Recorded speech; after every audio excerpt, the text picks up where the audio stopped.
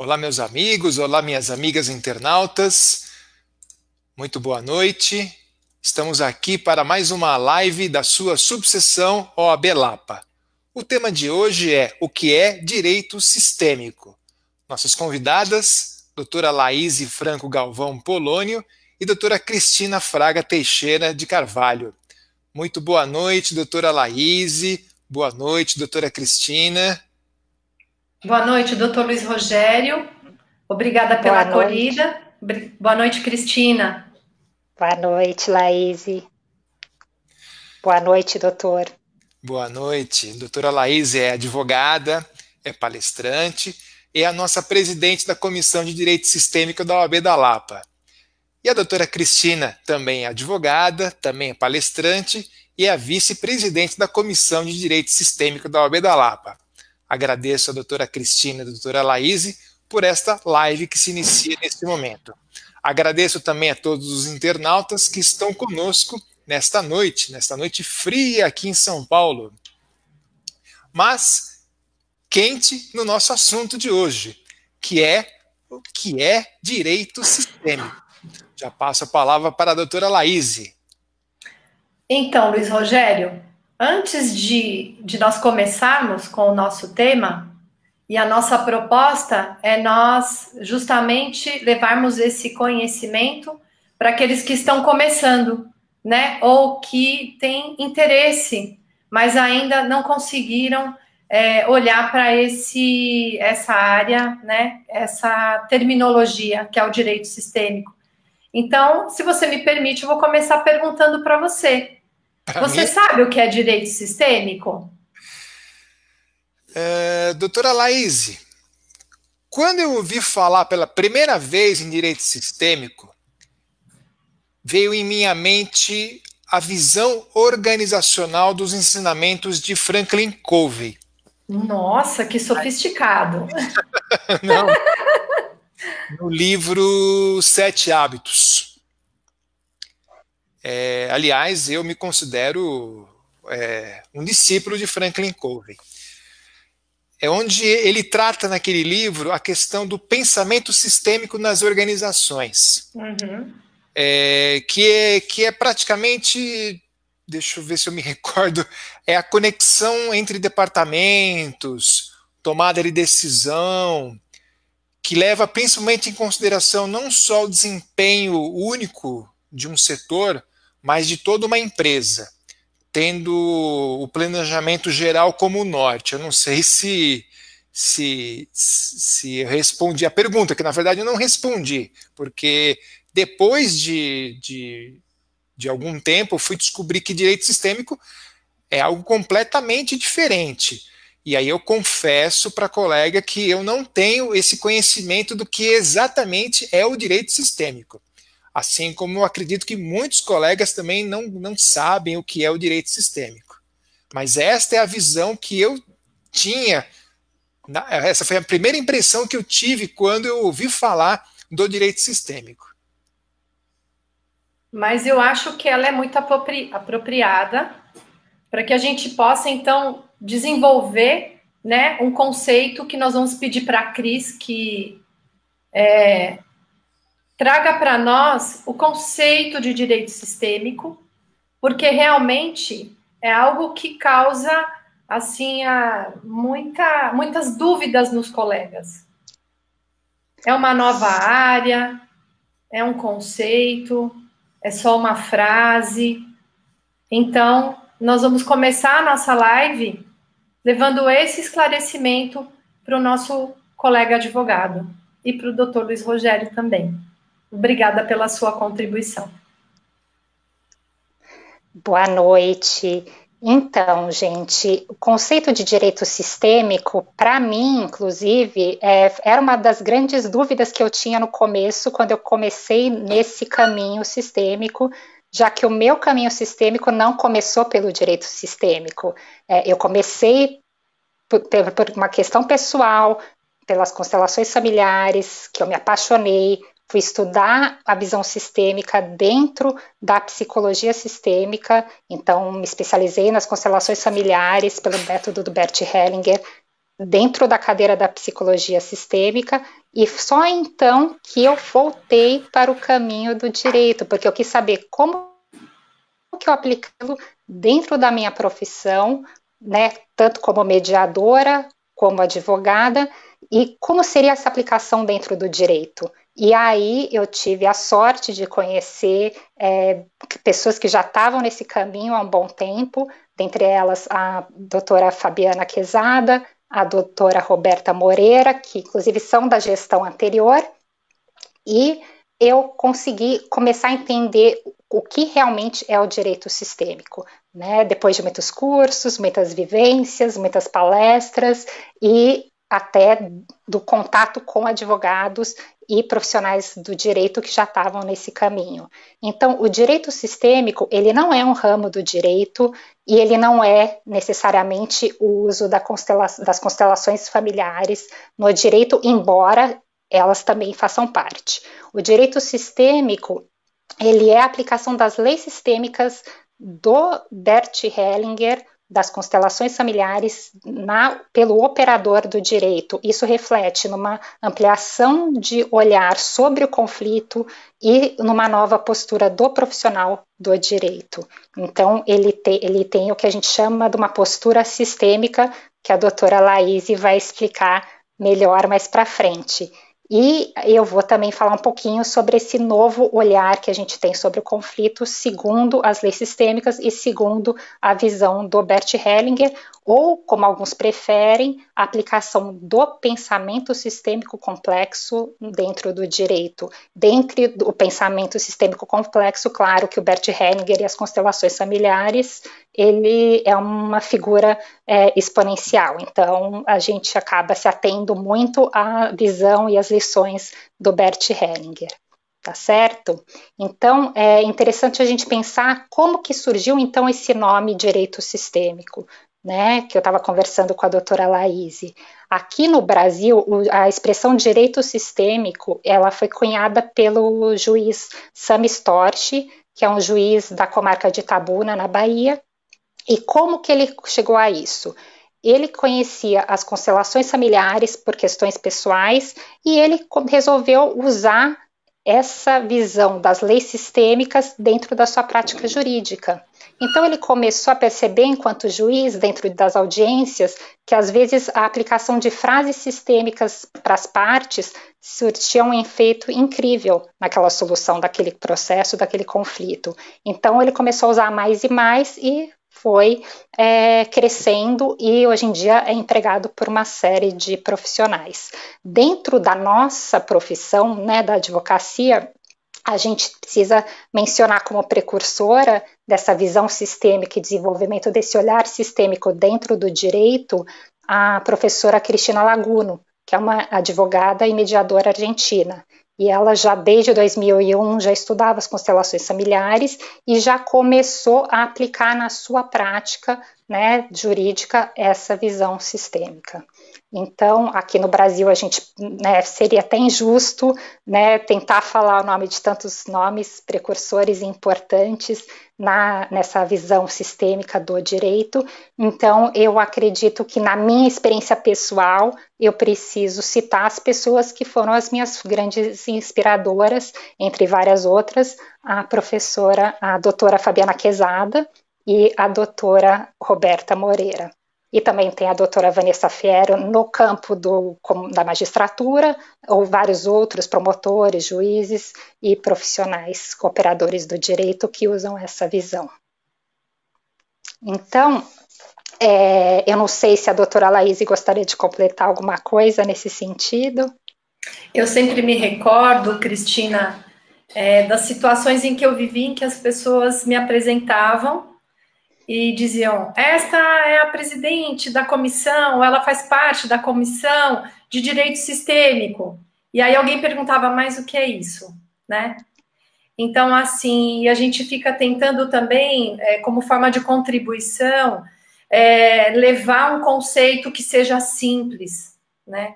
Sim. Então, são diversos conceitos que levam a um mesmo resultado, mas a gente pode dizer que o direito sistêmico não é uma área nova, mas é a aplicação das leis sistêmicas descobertas por Bert Hellinger, da filosofia de Bert Hellinger, ao direito, ao conflito, que é a base do nosso trabalho, né? O direito trabalha com muitos conflitos. Sim. Eu diria isso para os meus colegas, se necessitarem, né, dar uma explicação. Sim, inclusive você trouxe essa questão, né, que isso não é algo novo, realmente não é algo novo. Se a gente voltar, né, para nós advogados, né, profissionais do direito, aos bancos da faculdade, onde a gente começou a aprender sobre filosofia do direito, a gente veio, né, todo aquele caminho filosófico das correntes filosóficas dentro do direito. Então vinha desde o positivismo, onde tinha aquela questão atada à aplicação da norma, depois uma questão do valor, né, os seguidores adeptos do direito natural tomista e várias outras correntes, até que veio a teoria tridimensional do direito trazida pelo professor Miguel Reale. E na teoria tridimensional do direito ele traz a questão do fato, do valor e da norma, sendo as três coisas importantes, né, para a visão do direito. E, segundo o professor Miguel Reale, ele entende um direito como algo que precisa ser adaptado aos avanços da nossa sociedade, como algo dinâmico, como algo que ele não para de aplicar aquela norma, ele não nega a aplicação da norma, mas ele se preocupa com o fato, ele se preocupa com o contexto social, ele se preocupa com o contexto histórico, ele se preocupa com o momento em que a gente está vivendo, inclusive ao aplicador, ele precisa humanizar a aplicação daquela norma dentro do direito. E isso tem tudo a ver com a visão hellingeriana do direito sistêmico, né? O professor Miguel Reale, ele entende, por exemplo, que a fenomenologia e uma visão interdisciplinar são de uma contribuição incrível na aplicação do direito. A filosofia do Bert Hellinger, ela é totalmente fenomenológica, né? Não existe uma verdade absoluta, não existe uma verdade única. E é esse relativismo, de alguma forma, que eu acho que a visão sistêmica, ela traz, né? O pensamento sistêmico, ele sai daquela questão linear, cartesiana, aquela dualidade entre o certo e o errado, entre o que é justo e o injusto, entre aquela necessidade de controle do ego, aquela necessidade de competitividade para chegar no melhor resultado.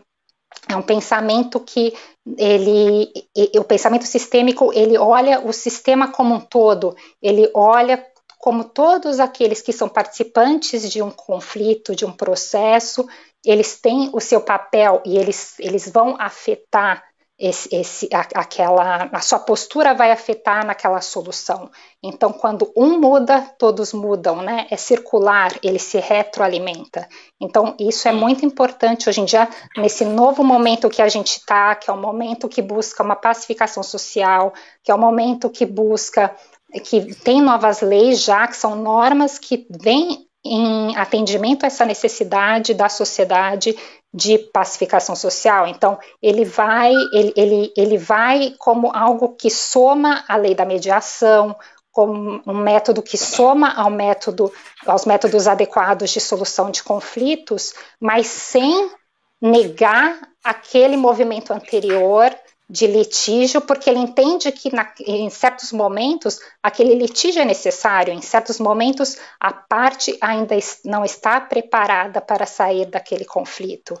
Então, toda uma postura e uma habilidade que o profissional também precisa desenvolver para aplicar essa visão sistêmica no direito, mas que é uma visão que vai em direção a uma pacificação social, né? Então traz uma eficácia não só jurídica, traz uma eficácia social, porque uma vez que o conflito ele é resolvido, ele está resolvido. É isso.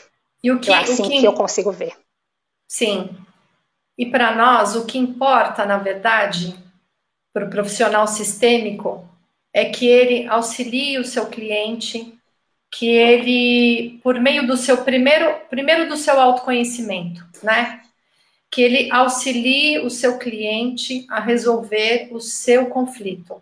Então, nosso papel passa a ser cada vez mais de meio e não nunca foi de resultado, né, em termos jurídicos, mas cada vez mais o protagonismo da resolução do conflito é do cliente.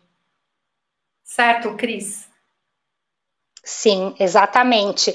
É uma forma que ela devolve ao cliente, né, aquela parte, o seu exercício de cidadania no sentido de ele se empoderar, porque só ele sabe a melhor solução para o seu conflito, né? E, na verdade, isso é uma forma de que a gente brinca muito, né? A gente fala na questão do sistema, que a doutora Laís vai falar melhor depois, mas a gente mantém o cliente na sua postura de adulto e a gente se mantém naquela postura de adulto. É uma relação adulto-adulto. Então, o cliente, ele deixa de ser uma vítima e a gente deixa de ser o salvador dessa vítima, porque isso só fomenta ainda mais o conflito. Perfeito. Cris, falando em conflito, você pode falar um pouco para nós sobre essa visão que o Bert traz, né? A filosofia do Bert Hellinger. Essa visão sobre o conflito? Sim, eu vou falar, antes de entrar na visão dele em si, eu vou falar rapidinho quem foi Bert Hellinger, né? Porque não é todo mundo que conhece. O Bert, ele foi um filósofo, teólogo e psicoterapeuta alemão, e ele ficou famoso pela sua construção das leis sistêmicas e pelo seu modelo de constelação familiar. Então, ele não criou as constelações familiares, elas já existiam, mas a forma como nós conhecemos a constelação familiar é o modelo do Bert Hellinger. Então, o Bert, ele foi missionário na África e ele teve uma experiência muito rica junto às tribos Zulus. E junto aos Zulus, ele observou leis sistêmicas, que na tradução do alemão eles chamam de ordens do amor, que são a lei do pertencimento, que é o vínculo, a lei da hierarquia, que se relaciona à ordem de chegada, e a lei do equilíbrio entre o dar e o tomar, né? E essas 3 leis, que a doutora Laís vai explicar depois melhor, elas são leis que elas agem dentro de todas as relações humanas. A atuação dessas leis é que nem a gente brinca, e que nem a lei da gravidade, ela é inexorável, não tem como fugir. Então, a ação dessas leis, ela vai guiar e vai influenciar em todo o sistema, e nós pertencemos a vários sistemas, não só o familiar, como dentro do nosso trabalho, dentro da sociedade e por aí afora, dentro de uma empresa e por aí afora. Então, e graças a essa aplicação a todas as relações humanas, a gente pode dizer também que essa aplicação das leis sistêmicas no direito, ela pode ser aplicável a todos os ramos do direito, não só, por exemplo, ao direito de família, porque a gente pensa que é o primeiro que a gente pensa quando a gente fala de Bert, constelação familiar, né? Então, o Bert, ele teve influências que começaram desde a psicanálise de Freud até a psicologia analítica de Jung. Então, na questão do pertencimento, da exclusão, a gente consegue fazer uma analogia entre a sombra junguiana, né? Depois a gente também consegue ver uma influência de outros pensadores sistêmicos, como a hipnose de Milton Erickson, o psicodrama de Moreno, as terapias familiares, das esculturas familiares da Virginia Satir, a PNL, que foi falada aqui numa live já recentemente, é uma influência bem forte do Bert Hellinger, a análise transacional do Eric Berne, as lealdades invisíveis, a terapia primal, a gestalt terapia, os campos morfogenéticos do Rupert Sheldrake. E essa teoria dos campos morfogenéticos ou da ressonância mórfica do Rupert Sheldrake, na verdade, é a base científica que explica o fenômeno que a gente enxerga, que a gente presencia nas constelações familiares, por exemplo. Cris, posso te interromper? Claro. Então quer dizer que para a gente entender um pouquinho da aplicação das leis sistêmicas, a gente tem que estudar um pouquinho de psicologia, certo? Olha, para mim foi riquíssimo. Sim. A gente porque precisa a gente entender... consegue fazer vários, eu acho que o conflito o conflito é algo, o conflito dentro do direito, a gente tem que ter uma visão multidisciplinar, né? Não é só direito puro e simples, naquele direito que a gente enxerga como norma e lei. É algo mais. Então, fala de relações humanas, fala de uma série de outras coisas onde a psicologia, é claro, é muito importante. Então, a minha visão, eu não sei se é só minha, mas eu acho muito importante até para a gente entender esse caminho do Bert, né? Como que ele, da onde que isso surgiu, como que isso veio, né? Então, eu acho que isso é muito rico.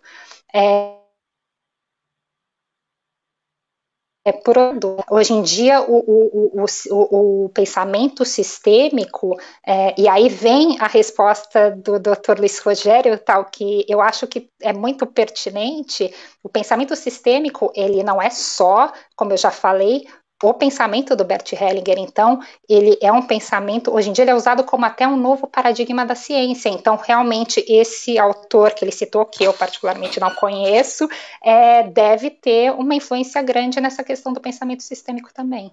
Então, pode ter uma visão realmente aplicável ao direito, sem dúvida nenhuma. Eu acredito que sim. Perfeito. Agora, então, eu vou entrar, que nem eu tinha prometido, né, sobre esse novo olhar do sistêmico, que é o olhar que ele tem sobre o conflito. Então, o que acontece? Todos nós herdamos não só a nossa genética, né, nosso DNA. A gente herda um sistema de crenças, de valores, de traumas e experiências dos nossos antepassados. E por causa desse sistema de crenças e valores, nós, obviamente, como uma necessidade do nosso ego, nós precisamos julgar, né? A gente julga baseado nesse sistema de crenças e valores do nosso sistema familiar. E a gente é leal a esse sistema. E a gente precisa dessa lealdade até para se sentir pertencendo a esse sistema. Então, o Bert chama isso de boa consciência, que não é, esse bom não tem uma conotação de algo bom, né? Correto, uma né? boa consciência. Exatamente, não tem nenhuma conotação de julgamento entre o certo e errado. Mas ele chama de boa consciência. O que acontece? Todos nós pertencemos a um sistema familiar que segue a sua boa consciência. E o que acontece quando essas boas consciências são opostas? Elas se chocam, e nesse embate surge o conflito. Então, quando a gente consegue olhar por esse lado, quando a gente consegue olhar o outro, né, que está em conflito conosco, não só como um ser isolado, mas como alguém que pertence ao seu sistema familiar e está na boa consciência daquele sistema familiar, a gente consegue já ter uma percepção talvez maior em relação àquele conflito. Então a gente sai talvez daquele papel de acusador, né? De alguma forma também nós conseguimos, olhando para esse sistema de julgamento baseado nessas crenças anteriores, experiências e traumas, a gente consegue perceber que em algum momento, quando ele é trazido à nossa consciência, esse julgamento de repente nem é nosso, é um julgamento que veio trazido inconscientemente para nós, e é um julgamento em que foi, de repente, importante dentro da consciência dos nossos antepassados naquele momento em que ele surgiu, aquele sistema de crenças, mas que talvez no momento atual, para mim, ele não tenha mais serventia. Então, quando eu consigo me liberar disso e seguir no que o Bert chama de má consciência, eu consigo olhar sob uma outra perspectiva. Então, eu saio daquele julgamento, que muitas vezes é inconsciente, não é meu. Né? A gente vê essa dinâmica muito em relacionamento de casal, em briga entre o casal. Então, vem a mulher dentro do seu sistema familiar, que seguia aquela boa consciência daquele sistema familiar. Vem o marido no seu sistema familiar, seguindo a boa consciência do seu sistema familiar. Só que nem sempre essas crenças e valores são os mesmos, e daí vem o conflito e vem o embate. Quando eles abrem, no momento, por exemplo, de um divórcio, de uma briga, eles abrem essa consciência e conseguem olhar o outro pertencendo àquele sistema, que estava preso àquela boa consciência, e de repente se desprenderem dessas boas consciências para que juntos se unam e construam na sua nova família uma boa consciência pertencente a essa família que se forma agora, eles conseguem seguir adiante e muitas vezes até se reconciliar. Ou mesmo na hora do divórcio, eles conseguem perceber a sua posição dentro daquele conflito e até a sua responsabilidade, sabendo que cada um deles teve o seu 50% de responsabilidade. Eu lembro que a minha mãe sempre falava, quando a gente era adolescente, né, até antes de casar, olha, filhinha, a gente não casa só com uma pessoa, a gente casa com a família inteira. E, na verdade, não tem nada mais sistêmico do que isso, porque isso realmente é uma verdade, né? A gente recebe e a gente tem que enxergar no outro todo aquele sistema de crenças que ele também está carregando, né? Que ele carrega dentro do seu sistema familiar. Então, isso é uma ampliação de consciência que, de repente, estando dentro de um conflito, é muito importante. Isso pode trazer toda uma nova consciência e um novo desfecho, né? Inclusive para a nossa atuação, né? Quando a gente recebe um casal, ou quando nós mesmos conseguimos já avançar na análise, né, no autoconhecimento, e a gente vê onde existe o conflito, muitas vezes ele é uma decorrência desse sistema de crenças. Sim. O marido tem um sistema de crenças e de valores, a mulher tem outro, e eles são chamados para construir o seu próprio sistema. E o que acontece é que nós não deixamos do nosso sistema de origem. Por quê? Porque a gente tem receio de deixar de pertencer a esse sistema. A gente faz isso por amor, né? Por amor. Inclusive, eu queria, voltando até que você trouxe essa questão do amor, né? Quando antes eu estava falando na questão da teoria tridimensional do direito, do Miguel Reale, falando da questão do valor, eu consigo até enxergar na visão sistêmica esse valor, que é algo intrínseco à essência humana. A gente pode até fazer um paralelo e trazer o Bert trazendo o amor como esse valor, porque toda a obra de Bert a gente vê que atrás de todo conflito, atrás de qualquer situação, existe o amor. Eu lembro da doutora Vanessa Alfiero, juíza, nas aulas dela sobre direito sistêmico, ela sempre fala, né, que o profissional, operador do direito, quando ele está diante de um conflito, ele sempre tem que fazer essa pergunta e tentar essa investigação, né, aonde está o amor?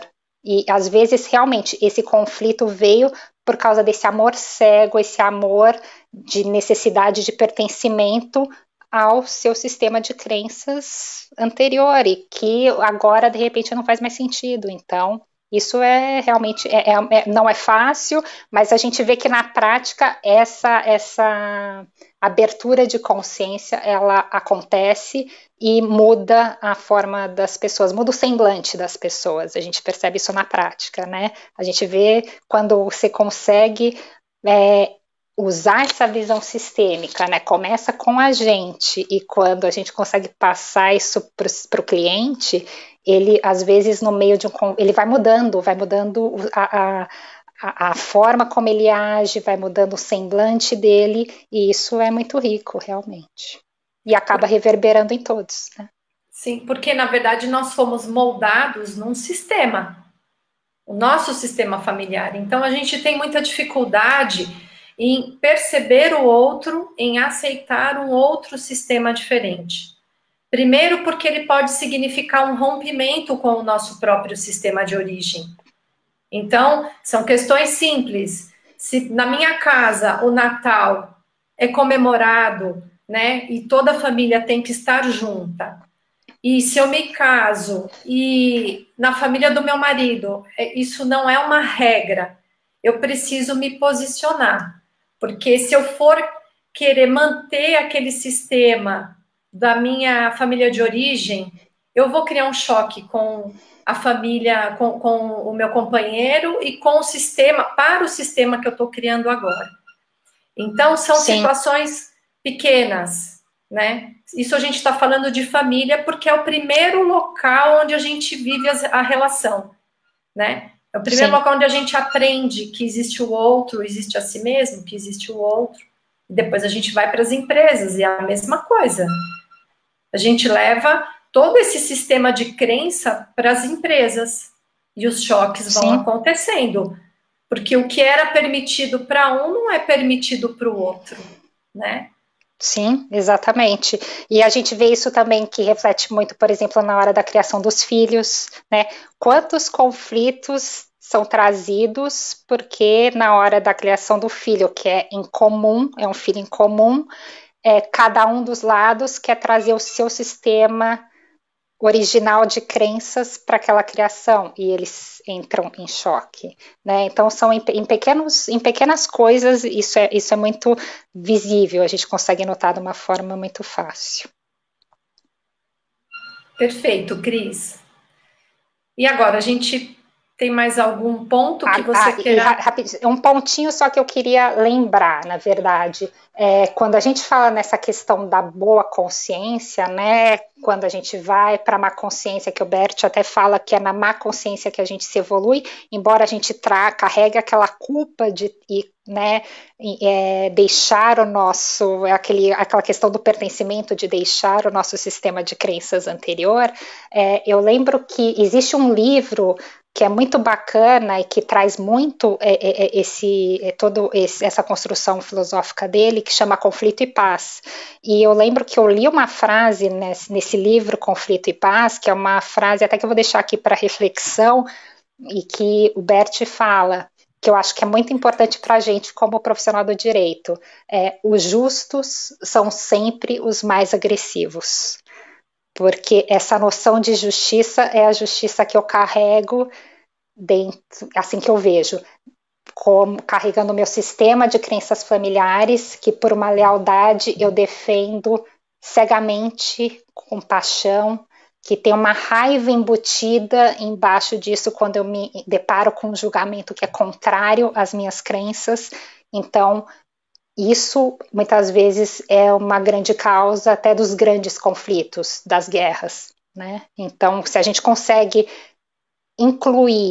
enxergar as diferenças, incluir essas diferenças e enxergar cada uma das partes que estão contrárias como alguém que pertence a um sistema e que é fiel a esse sistema, eu acho que aí já é o primeiro passo para a gente conseguir abrir essa consciência e ter uma escuta mais empática, né? Não só em relação ao nosso cliente, mas em relação à parte adversária também.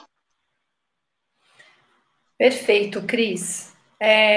Sobre essa visão do conflito, né? O Bert, nesse livro que você citou, ele diz que muitas vezes ele fala das nossas necessidades de extermínio do outro, né? Sempre em função do nosso sistema de crenças. E em termos jurídicos, isso acontece com frequência, processuais, né? Sim. Nós, na maioria das vezes, ainda nós nos vemos como oponentes. Sim. Nós ainda lutamos contra o outro advogado num processo. Nós ainda não saímos dessa postura guerreira, mas com um instinto de destruição, né? Sim. E é por isso que o direito sistêmico, ele é uma nova possibilidade para a nossa atuação, porque sim, as leis, né, e toda a filosofia do Bert, ele nos leva para um local mais confortável do que esse, né?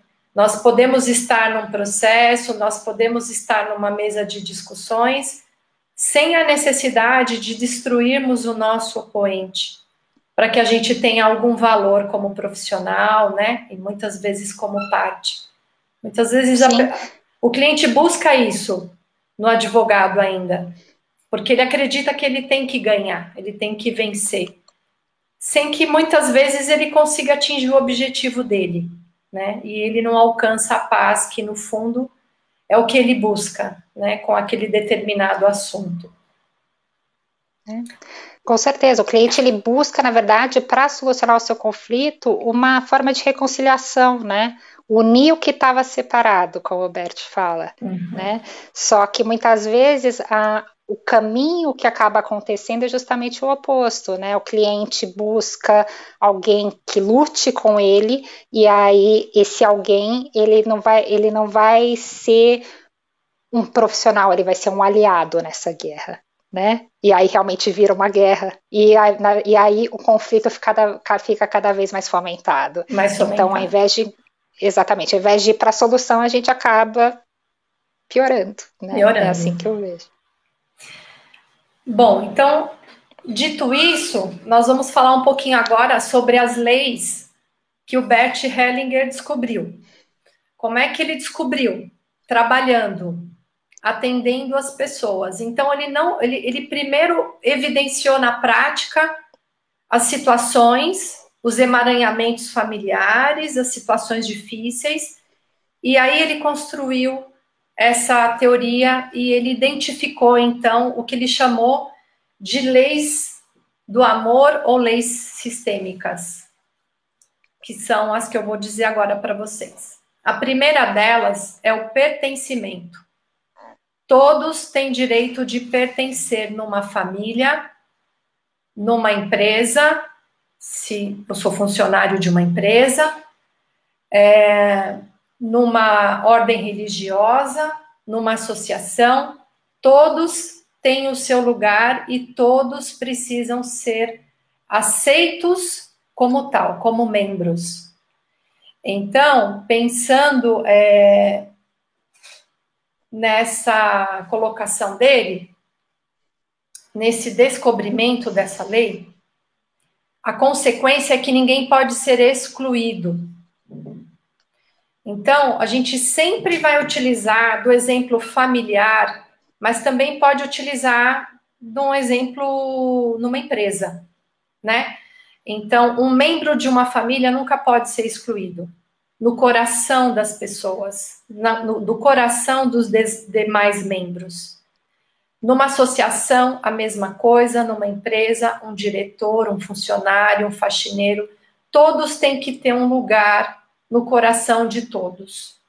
Por quê? Porque, embora a gente não perceba, né, claramente, mas a exclusão, e aí nós estamos falando de uma atitude, de uma postura interna de exclusão, não é aquela relacionada ao que a gente demonstra, mas é o que realmente é, né? Quando a gente exclui aquele parente que a gente não gosta, aquele parente que tem uma questão, uma doença que nos incomoda, aquele parente que tomou uma atitude no passado e que foi desastrosa e a gente exclui ele do nosso coração, ou porque ele, enfim, tem uma característica que não nos agrada, isso causa um emaranhamento no nosso sistema. Nenhum sistema, o sistema familiar não permite que ninguém seja excluído, né? Dito de outra forma, a gente deveria dizer assim, todos têm que ter um lugar, da maneira que são, pelo que são, a gente tem que dar um lugar no nosso coração para essas pessoas. Todos nós temos o mesmo valor num sistema familiar. Quando a gente exclui alguém do nosso sistema, os nossos descendentes vão pagar uma conta.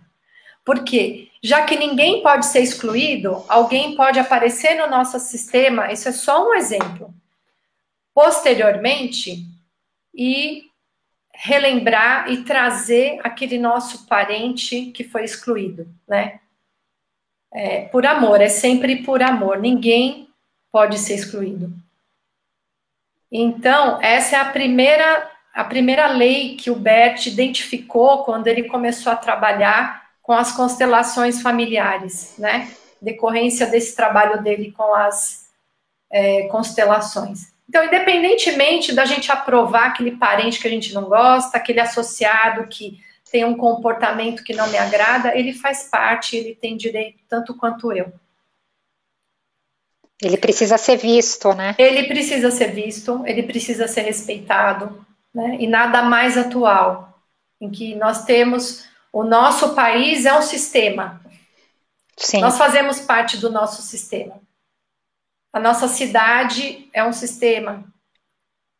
O nosso corpo é um sistema. Então, nós fazemos parte de muitos sistemas.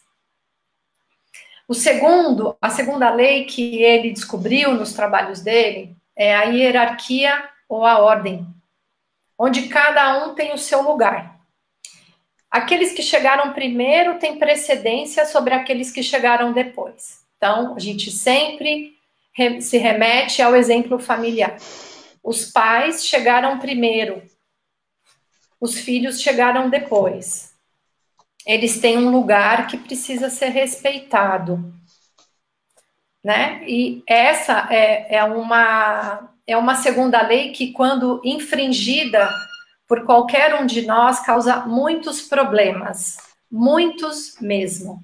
Por exemplo, quando nós, filhos, saímos do nosso lugar de filhos e queremos ser maiores do que os nossos pais.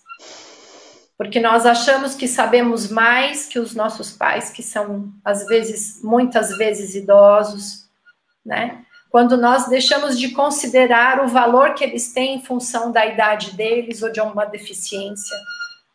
Então, independentemente da necessidade que eles demonstrem em função da idade ou de necessidades especiais, eles serão sempre os nossos pais, eles são os maiores e nós somos os pequenos. Então, o nosso lugar, a nossa postura deve ser sempre de muito reconhecimento, de gratidão, porque eles nos deram a vida, independentemente de como tenha sido esse relacionamento. Então, esse é o maior presente que nós recebemos deles. A nossa mãe, para dar luz, coloca a sua vida em risco. Então, é um grande presente. E por essa razão, eles são os maiores. E não cabe a nós discutirmos e intervirmos em opiniões e escolhas. Essa é uma postura ruim para os filhos e para os pais também. Muitas vezes nós trocamos de lugares com os nossos pais, deixamos de ser filhos e mandamos nos nossos pais, né? Isso causa um emaranhamento para as nossas vidas. Nossa vida não caminha quando nós agimos dessa maneira. E aqui nós poderíamos dar muitos outros exemplos de como essa lei, quando ela não é respeitada, nas consequências para as famílias, né? Então, assim, cada um tem o seu lugar, cada um tem o seu valor e todos têm valor, mas aqueles que chegaram antes, como os irmãos mais velhos, também têm um valor, um lugar, devem ter um lugar muito especial. Se a gente está falando de uma empresa, os funcionários que chegaram antes, pela sua experiência, eles têm que ter um lugar destacado, né, pela sua expertise, pela sua sabedoria naquele local. Então, nós vamos aprendendo com as leis, na verdade, a nos colocarmos nos nossos lugares. Quando nós queremos tomar o lugar dos nossos pais, quando nós queremos tomar qualquer outro lugar que não seja o nosso, nós perdemos força. Nós só temos força para nós crescermos na nossa vida quando nós ocupamos o nosso lugar. Eu sou filha da dona Sidneide, eu sou mãe da Isabela e da Bruna, eu sou esposa do Carlos, né? Eu não posso ser marido, ficar no lugar de marido da minha mãe e fazer as vezes do meu pai que não está mais aqui. Não, eu não posso fazer isso. Eu tenho que aprender a lidar com essa situação do meu lugar de filha. Então, essa é uma situação que causa muitos emaranhamentos e muitas questões. É uma delas. Sim, a terceira lei... Oi, perdão. Inclusive, só fazer um parênteses, que eu vejo muito, né, que é muito comum a gente ver, né, na nossa cidade, quando a gente começa a ter pais mais idosos, né, se um fica viúvo e tem, de repente, algum dos filhos, é muito comum ele querer cuidar daquele que ficou viúvo, mas não do seu lugar de filho, e sim querendo que inconscientemente tomar o lugar daquele que faleceu. E o que acontece na vida dessa pessoa? A vida dela não anda, essa pessoa provavelmente, se ela for casada, o casamento muitas vezes vai para o espaço. E se não for, ela também, ninguém vai chegar e ocupar um lugar para que ela siga a vida num relacionamento, porque aquele lugar já está ocupado. Então, isso realmente a gente vê isso é muito comum a gente observar essa dinâmica. Sim, Cris, bem colocado. E essa mudança, né, esse desrespeito a essa lei causa diversos problemas. Se eu estou num local inadequado na minha família de origem, muitas pessoas se casam, mas se mantêm na sua família de origem, né?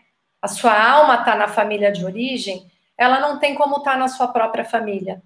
Então, nós vamos ter problemas com filhos, né? Com o cônjuge, enfim, há uma série de dinâmicas que os psicólogos, que o Bert Hellinger identificam quando essa lei ela não é respeitada. Quer falar mais uma coisa sobre ela, Cris? Não, queria só fazer um parênteses que geralmente quando a gente está fora do nosso lugar no sistema familiar, a gente sem querer também acaba ficando fora do lugar no nosso trabalho, na nossa profissão. Isso acaba fazendo um efeito cascata. Então, isso reflete de uma forma que vai ter vários efeitos, né? E todos eles são efeitos desfavoráveis. Então, sim, era só isso. Doutora Laís e doutora Cristina, nós estamos chegando quase ao fim da nossa live, infelizmente, porque o tema está interessantíssimo. Eu queria só fazer uma correção aqui. O autor que eu citei, ele não é Franklin Covey, é Stephen Covey. E este é o livro que eu fiz referência, que é Os 7 Hábitos das Pessoas Altamente Eficazes.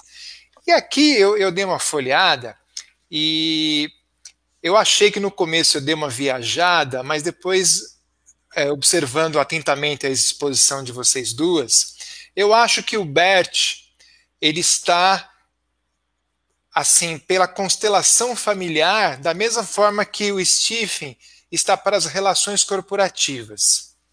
Não sei se eu vou viajar novamente, mas vamos conversar a respeito disso. Aqui o hábito 4, nesse livro, temos o pense ganha-ganha, que são os princípios da liderança interpessoal.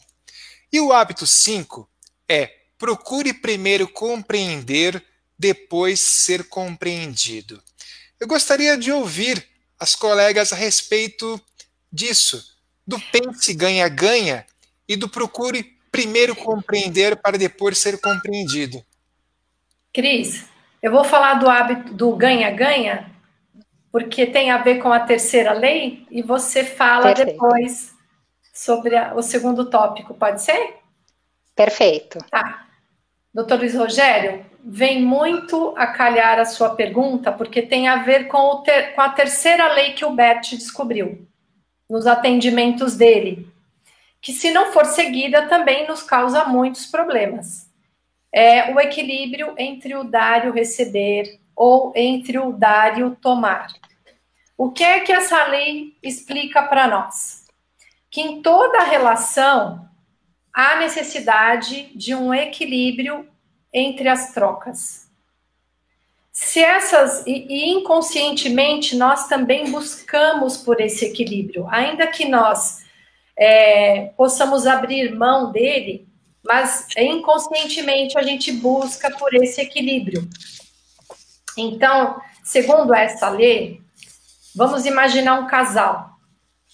Essa troca entre eles, na relação e para a relação, precisa ser equilibrada. Se um dá um pouco, o outro dá um pouquinho mais. E eu vou estar sempre observando se o meu cônjuge, como é que eu estou nessa compensação. Ela não precisa ser um equilíbrio, esse equilíbrio não precisa ser de uma troca entre algo igual, né? Então, por exemplo, para as mulheres que cuidam dos filhos em casa e seus maridos vão buscar o sustento. Se entre eles sentem que essa maneira de viver é equilibrada, tá tudo certo, tá ótimo. Um equilíbrio também no que toca a troca de sentimentos, né, de atenção, de carinho, isso também precisa ter um equilíbrio.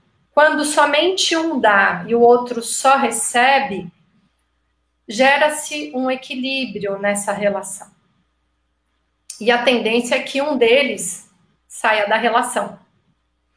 Quando a gente fala sobre esse exemplo com relação ao cônjuge, né, também serve, e aí a gente consegue aplicar essas leis, também serve para o exercício da nossa advocacia, né, em que a gente precisa ter uma relação equilibrada com o nosso cliente, no relação ao que a gente entrega para ele e o que ele nos retorna, por exemplo, em termos de honorários advocatícios. É muito importante que as relações entre amigos, entre o casal, sejam equilibradas. Só tem duas relações que são desequilibradas por natureza, entre os pais e seus filhos, porque os pais somente dão incondicionalmente e a gente não tem como pagar isso para eles. Os filhos somente recebem. E como é que a gente vai equilibrar isso na dinâmica da vida? Quando nós tivermos os nossos próprios filhos ou quando nós devolvermos algo em prol da sociedade. Então, a gente consegue trazer um certo equilíbrio, né? E com relação à relação com os professores, com os nossos mestres, também recebemos muito. Nós não temos como equilibrar o que nós trocamos com eles. Então, com relação, espero ter alcançado, né, levado a resposta do que o doutor trouxe e passo para a Cristina falar sobre esse último item. Então, doutor Luiz Rogério, esse último item também vem muito a calhar nessa visão sistêmica, principalmente na questão da postura do profissional que usa a aplicação dessa visão sistêmica. Por quê? Por que eu primeiro preciso antes compreender para daí ser compreendido? Porque necessariamente a visão sistêmica não se restringe a uma aplicação profissional. Ela precisa ser vivida, né? Ela é um processo transformativo. É um processo transformativo profundo. Então, ela necessita um autoconhecimento, uma postura de não julgamento, primeiro em relação a mim, em relação aos meus, e daí isso eu vou também aplicar em relação ao cliente, né? Em relação à parte adversária. E o Bert fala, inclusive, como uma das leis da ajuda, nós, como advogados, por exemplo, somos ajudantes, que ninguém dá aquilo que não tem. Então, primeiro, a gente tem que ter aquela visão sistêmica, aquele autoconhecimento, usar para nós essa postura de não julgamento, para daí poder passar para o outro. Então, eu não sei, ficou um pouco por cima, mas eu acho que basicamente é isso mesmo, é a questão do primeiro eu aplico em mim, para daí poder aplicar em relação ao outro.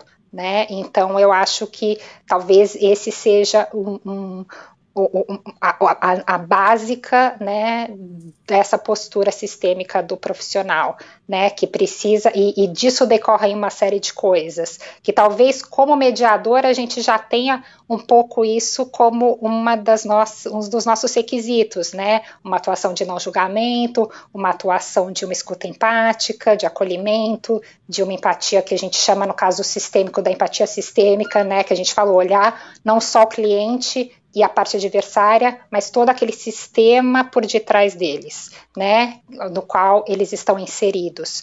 É um olhar que a gente, quando a gente fala dessa postura de não julgamento, praticamente uma postura de mindfulness, né? É um trabalho que a gente faz a todo momento, e para isso que o autoconhecimento é tão importante, porque é parte do nosso ego, faz parte a questão de julgar o outro, né? E a gente se pega julgando o tempo inteiro.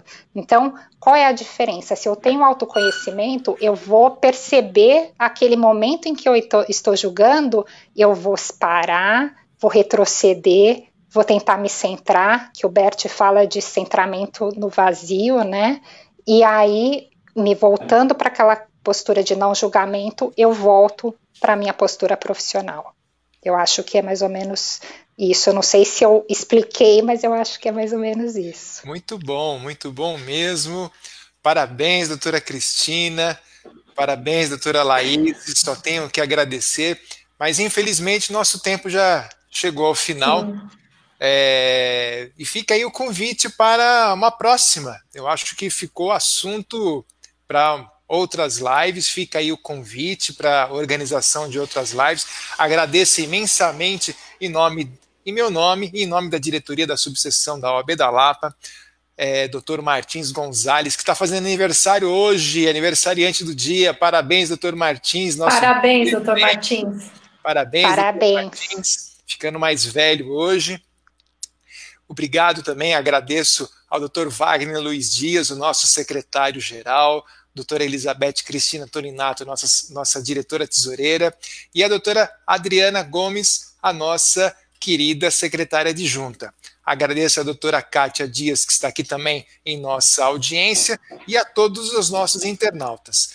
Antes de terminarmos, eu queria passar aqui um recado. Amanhã, às 16 horas, teremos o tema Tutoria na OAB Lapa, com o Dr. Manuel Martins Gonzalez e Dr. André Kageyama. Teremos também amanhã, às 19h30, olha que super interessante, Dr. Guilherme Miguel Gantos fará uma palestra online sobre audiências e sessões de julgamento no TRT, segunda região, por meios virtuais e telepresenciais. Importantíssimo. Bom, chegamos ao fim. Doutor Luiz Rogério, pois não? Com licença, antes do doutor finalizar, eu estou vendo que nós temos diversas perguntas, então eu queria também agradecer as pessoas que acompanharam, né, o nosso encontro de hoje, o nosso bate-papo.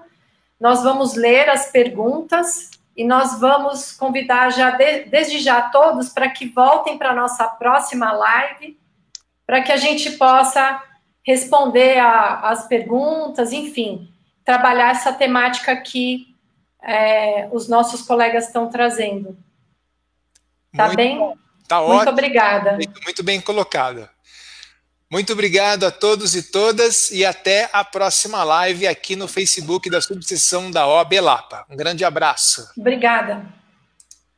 Gratidão. Gratidão. Muito obrigado.